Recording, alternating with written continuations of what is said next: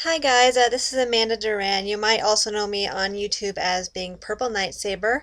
My old YouTube account recently got deleted because of some copyright infringements for me sharing some certain songs that I probably shouldn't have been sharing, but I just wanted to have those be out there so other people would be able to view them. So now that that's gone, I'm gonna go ahead and just redo another YouTube account under my real name, Amanda Duran, and I'm rather than focusing on anime things, I'm gonna see if I could try to focus on something a little more seriously that's gone on in my life.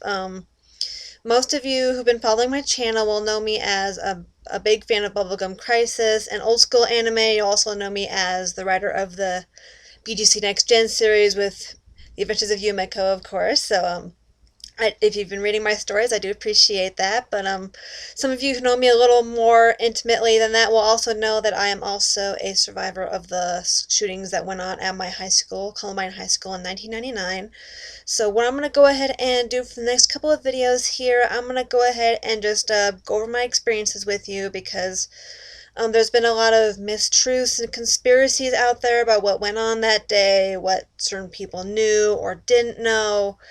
And so, yeah, I just want to be able to go ahead and just put my what how things went on from my viewpoint, just to get that viewpoint out there because I know there's a lot of Columbine students who've been a little bit shy of the spotlight, so to speak. And I definitely want my experiences out there just so there's less of those mistruths floating around. So before I go ahead and dive into that, I'm just going to go ahead and just tell you a little bit more about myself and my family and my life before the shooting.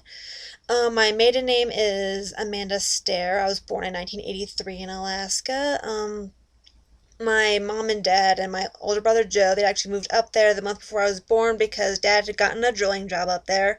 So as a result, I was born up in Alaska, and my little brother was born up there as well. And as soon as my dad's job was done up there, we went ahead and moved back down to Colorado. Moved in with my mom's parents for a couple of years until we got our own little townhouse. And things were pretty normal, just me, my mom, dad, my brothers. I'm the only girl. I'm the only girl in the family, so I'm kind of a little bit spoiled there. But yeah, we I went to Dutch Creek Elementary School. I had to see a speech therapist once a week because how do I put it? Well, when I was a toddler, I was diagnosed with autistic tendencies because I didn't really talk. I barely talked when I was 3 years old. I would line up my toys rather than play with them. So my mom and dad, they took me to a doctor who said I fulfilled 8 of the 12 criteria for autism. But growing up, I figured, hey, that meant I don't have autism, so I didn't really see any problem with it. And as far as the speech therapy I went to at elementary school, that was just, it was basically they're going to teach me how to talk with people instead of at them. But at the time, I didn't know that. It was just something that I had to go to every week, which I thought kind of boring. So I would just sit there, listen to the speech therapist, do her thing, and just go through the motions, so to speak. And then in middle school, I no longer needed the speech therapy, so I just had my regular classes like everyone else. And I did have a couple friends in elementary school. It was a pretty normal experience. I mean, kids would ask me why I had to go to speech therapy, and I would just say, I don't know. It's just one of those things that I have to do. Don't know why, and they left it at that. And even when I got my glasses in 6th grade, no one really teased me, called me Four Eyes or anything. They just thought, oh, you look cute in your glasses, Amanda. So I just went with that. And then, well, things kind of became a little less normal towards the end of my elementary school years. My cousin Jessica, when she was 5, this would have been in 1994, she got diagnosed with a brain tumor on her brainstem, which is 100% fatal for everyone who has that kind of brain tumor that she had. They gave her a year to live, and the Make-A-Wish Foundation granted her wish to be able to meet Garth Brooks in person because she was a big Garth Brooks person. So she got to meet Garth Brooks backstage after one of his concerts, got his autograph, and well, they gave her a year to live, but she did make it almost 2, and she passed away in '96, just after her 7th birthday. That was probably my first real experience losing somebody, and I was 12 years old at the time, and When she went into the hospital that final time, all I had known was that she could no longer go to the bathroom. I didn't think it was going to be a big deal. And then the next day, when me and my little brother came home from our karate lesson, Mom came home and she was just bawling. And I kind of knew what she was going to say, but I didn't want to hear it. And then she said it, and I screamed and I cried.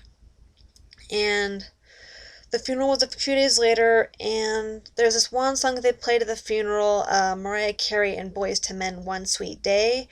It it had been a song that I'd been kind of curious to hear before the funeral, but once I heard it at the funeral, well, let's just put it this way. It's been 18 years since the funeral now, and I still can't bear to listen to that song. It's just too painful for me, so I'll just leave it at that. And then, shortly after that, my grandpa's sister Joni, my great aunt Joni, she got diagnosed with colon cancer, and so she had to battle with that. And then went on for a couple years, and then things were okay until about late 1998. I was in my sophomore year of high school, and Dad got sick with pneumonia. He went to the hospital for a couple of days, had to come home with an oxygen tank, which he never really used because he was stubborn that way.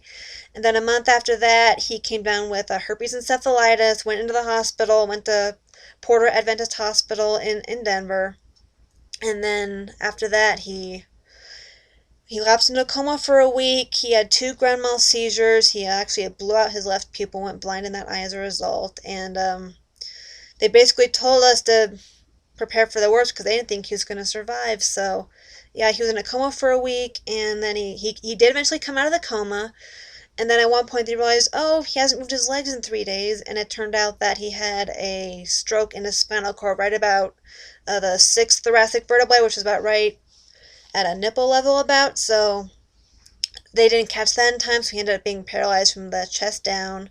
He was in a Porter for 6 weeks, and then he got transferred over to Craig Hospital. You've probably heard about Craig. It's a hospital worldwide known for treating people with spinal injuries and spinal trauma, things of that sort. So he went over to Craig for 6 weeks to learn how to get around in a wheelchair, learn to take care of himself, all that stuff.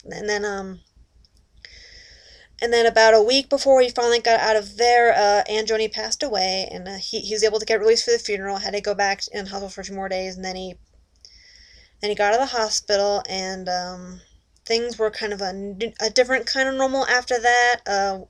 Dad couldn't really sit up that much. He couldn't really get on his wheelchair that much because every time he sat up, he'd throw up, just a side effect of the encephalitis. And so we had a counselor start coming to the house every week to help the family deal with this new normal. And my older brother's girlfriend Laura, she moved in to help us with things around the house and to help take care of Dad. And then the next month, Valentine's Day 1999, well, I kind of had a crush on this online friend that I had, and he ended up breaking up with me over the computer. We never met in person or anything, but it still kind of broke my heart a little bit because it was Valentine's Day and I was 15, and it was just, yeah. I ate a pint of ice cream and I felt better, so things were okay after that. And then a few months later, early April, on Easter morning, I was feeling depressed. I actually admit I was a little bit suicidal, so I went to the kitchen, took out a knife, held it above my wrist, and wondered what it'd be like to cut my wrist. And then I realized, what the heck am I doing? So I put down the knife. I went to school the next day, told my counselor, hey, I had these feelings yesterday, and she called my mom, and my mom was mad at me, of course. She said, how do you think it feels to be told that my only daughter wants to kill herself? And so I felt guilty about that. But after that, I did feel a little better. But then a couple weeks later, there was April 20th, 1999, which I'll go ahead and get to in another installment, probably my next video here. So just go ahead and look forward to my next video next week, and I'll go ahead and go over some of the details of what went on that day. So thank you for listening today. I hope I will see you again next week. All right. Thank you. Bye-bye.